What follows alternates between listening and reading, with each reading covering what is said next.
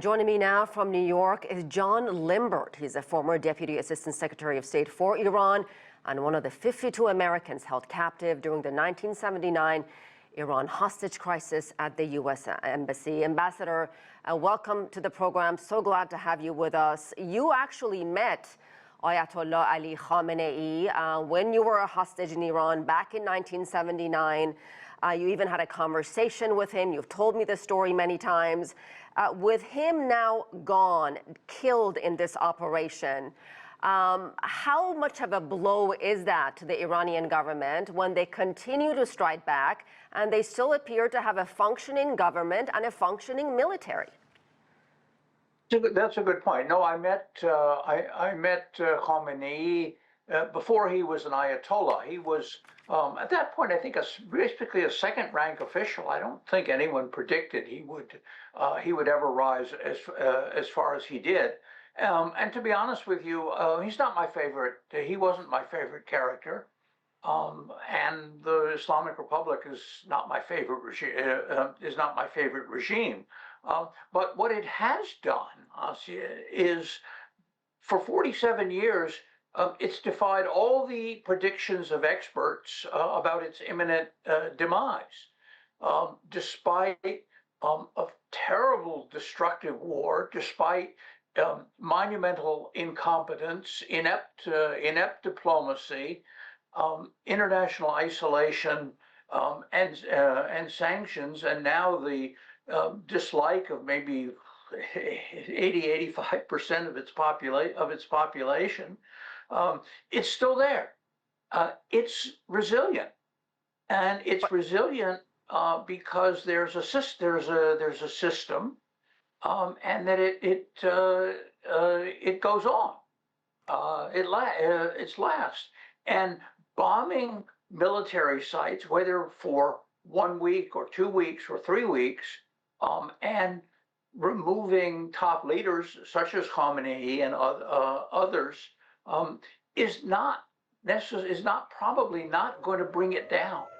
So what would bring it down? As much as I would like to see it go, I don't see that happening. And inviting ordinary Iranians, to saying it's your time has come and you have to go out in the streets to be slaughtered, I don't think that's a very productive way forward. So, John, you have been an advocate. Yeah, we're running out of time, and I want to get a bunch of questions in. You have been an advocate for engagement with Iran, despite your horrible experience as a hostage. Do you still believe diplomacy is the way to go in this crisis, and is it still possible? What's the alternative? The problem: diplomacy is slow. Diplomacy takes patience.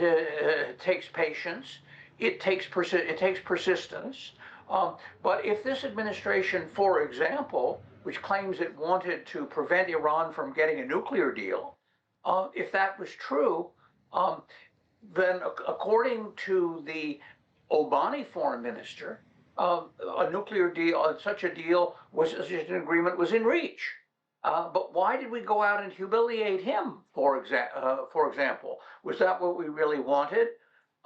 Or did our president listen to a foreign leader who insisted, well, we can bring down the whole regime, and chase that particular mirage and replace it with God knows what? So, Ambassador, Secretary of Defense Pete Hegseth says these operations in Iran will not be endless, not like Iraq. He says this is not Iraq, this is not endless. We have about 30 seconds. Your reaction to what he had to say?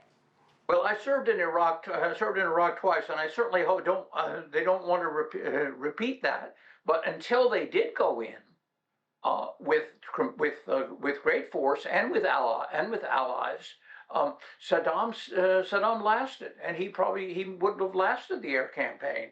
And the Iranian regime, the Iranian government, the Islamic Republic, is a lot stronger and a lot better rooted than Saddam was. This was never a one-man show. All right, we're going to leave it there. Ambassador John Limbert, thank you so much.